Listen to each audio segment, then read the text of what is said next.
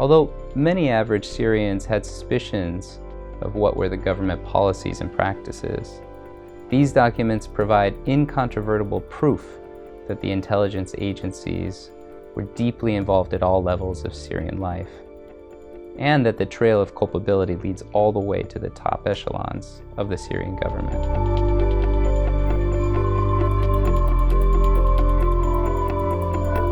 What impacted me the most were the lists of detained women and children held on spurious charges.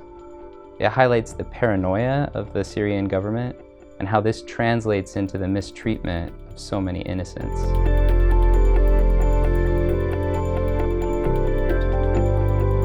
This type of documentation links on-the-ground atrocities in the provinces up the chain of command to the intelligence agencies in Damascus. This type of linkage evidence is crucial to establishing individual criminal responsibility of the top-level government officials. Insofar as documents are ambiguous, witnesses with knowledge of these documents would be helpful in corroborating the evidence. For example, we know from Syrian government defectors that the order to do the necessary that is found in these documents includes the authorization to use lethal force.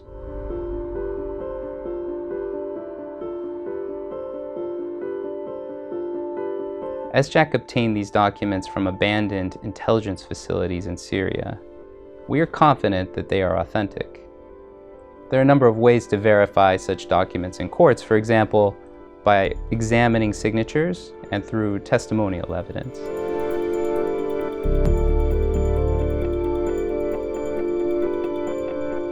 Esjak is actively engaged in sharing documentation with national prosecutors that are pursuing universal jurisdiction prosecutions, such as those proceeding in Germany, Sweden, and the Netherlands.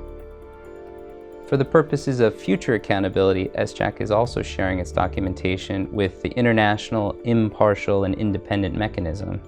That's the UN body that is mandated to assist in investigations and prosecutions into the most serious crimes committed in the Syrian war.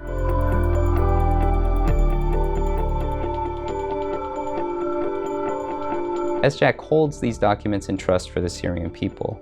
We will continue to analyze more documents.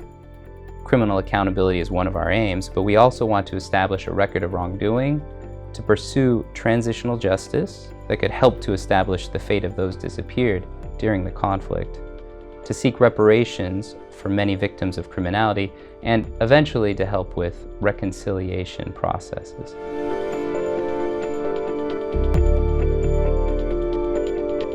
The report signals that we are alert to the human rights abuses and war crimes committed in Syria, and we will do everything possible to bring justice to the Syrian people by preserving evidence of this wrongdoing.